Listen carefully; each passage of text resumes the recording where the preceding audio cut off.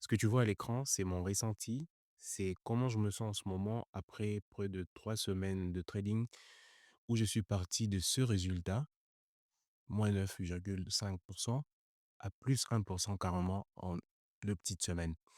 Et je vais te révéler étape par étape dans cette nouvelle vidéo comment est-ce que je suis parti d'un résultat aussi médiocre à un résultat plutôt moyen en seulement 2 semaines de trading, seulement avec une seule position.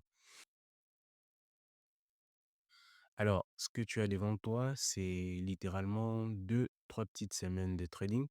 Je vais essayer de me connecter sur mon profil. Vous allez voir, l'évolution qui n'a pas été assez glorieuse ces dernières semaines. On doit ça Je dois mentionner le fait que je suis parti du capital de 5 000 €, le moment où j'ai acheté le challenge, à un dip un dip de moins de à près de 500 €. Donc j'ai perdu près de 450 €. En 2 semaines de trading, j'ai pris pas mal de mauvaises positions, pas mal de mauvaises décisions qui ont poussé, la rétrogradation du capital et aussi, le capital qui a pas mal baissé sur 2 semaines de trading, ce qui n'a pas été assez facile. Il y a eu beaucoup, beaucoup de mauvaises positions qui ont été prises heu, il y a eu beaucoup de mauvaises positions qui ont été prises sur le compte, mais comme vous pouvez le remarquer sur ce graphique, il y a eu une petite amélioration à partir de la journée du 28 novembre, mais je suis allé révisiter les plus bas avec au moins de 9,5, donc la capture que vous allez avoir à l'écran, et vous allez voir qu'à partir du 2 décembre, le moment où j'ai littéralement commencé à prendre, ces positions, le 2 décembre, le jour où j'ai pris cette position sur le gold, c'est parti, de manière un peu plus glorieuse petit à petit et une petite correction jusqu'à ce que je puisse atteindre le résultat que vous avez devant vous. Littéralement un peu plus d'1 mis en compte également les petits frais des transactions, les commissions, les swaps qui ont pu, me prendre pas mal d'argent aussi. Donc le trade que vous avez devant vous, c'est le trade du gold, partant de la journée du 2, partant de la journée du 2 décembre. Il faut savoir que moi, j'utilise principalement l'idée générale de l'efficience du prix, c'est-à-dire, j'utilise la double structure. Donc, faut savoir que moi, j'utilise la structure de marché, basée sur le fait d'observer une double cassure dans le grand time frame, et après, je vais essayer de faire mon breakdown, c'est-à-dire que je vais descendre dans des plus petits time frames pour aller observer également la structure interne dans des petits time frames et après trouver mes zones potentielles d'intérêt pour pouvoir me positionner. C'est-à-dire que si je remonte en H4, vous allez voir que nous avons observé de doubles cassures. Donc, c'est-à-dire qu'en partant de cette structure, vous allez remarquer que vous n'avez pas besoin d'un indicateur. Vous allez voir que le marché a plus ou moins corrigé. C'est-à-dire à partir de là, nous avons vu une grosse impulsion marquée bien sûr par les fair value gap que vous avez devant vous. Et à partir de ces fair value gap, nous sommes venus visiter une fois et une deuxième fois les fair value gap pour essayer de recontinuer cette hausse, sachant que l'objectif, c'était plus ou moins le 4244, le prix du gold en la journée du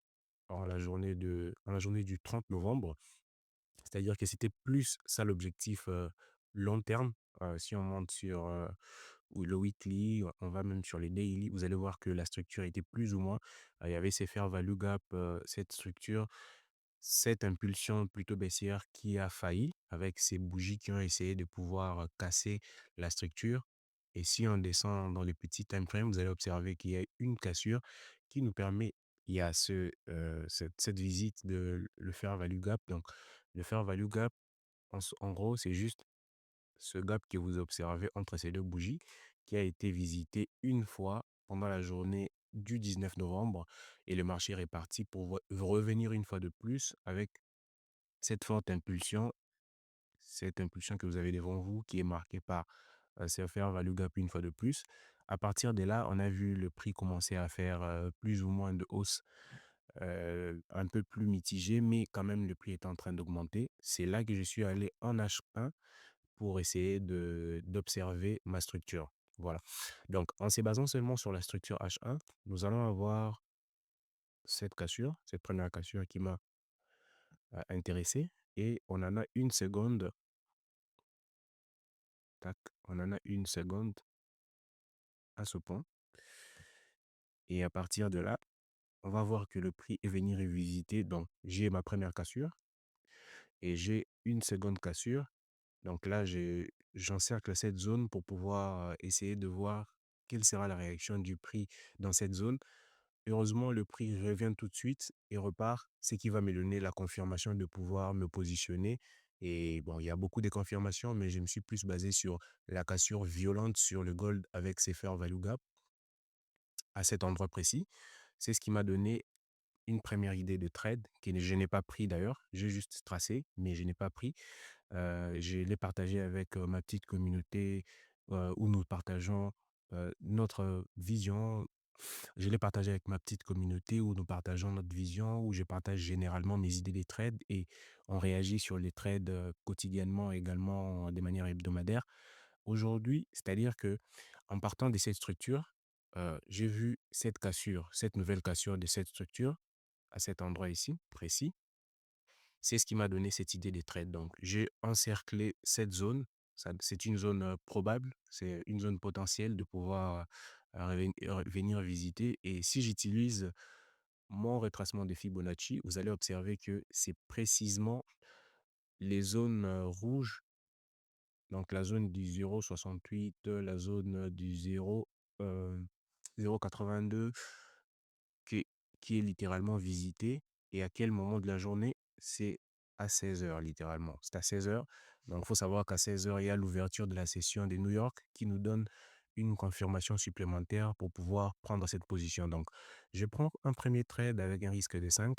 C'est lui que vous allez avoir devant vous. Le risque de 5, c'est jusqu'à toucher le take profit là-bas. Donc, on va avoir un prix qui va essayer tant bien que mal de pouvoir progresser et de casser une fois de plus la structure à cet endroit précis. Donc là, je vous le fais à la main, mais j'ai aussi heureusement mon indicateur qui me permet de pouvoir observer les cassures de marché. Voilà.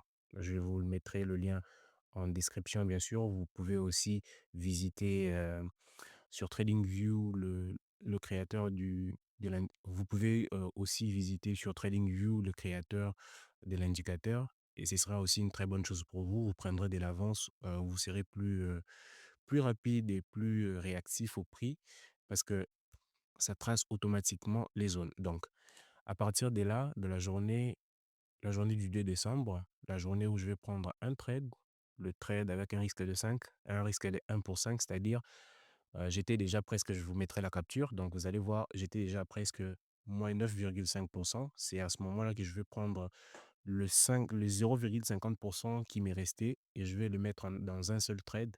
C'est ce trade-là qui va partir, heureusement, pour pouvoir corriger mon petit drawdown. C'est à ce moment-là que je vais essayer de partir pour remonter le prix, remonter en tout cas le solde du compte.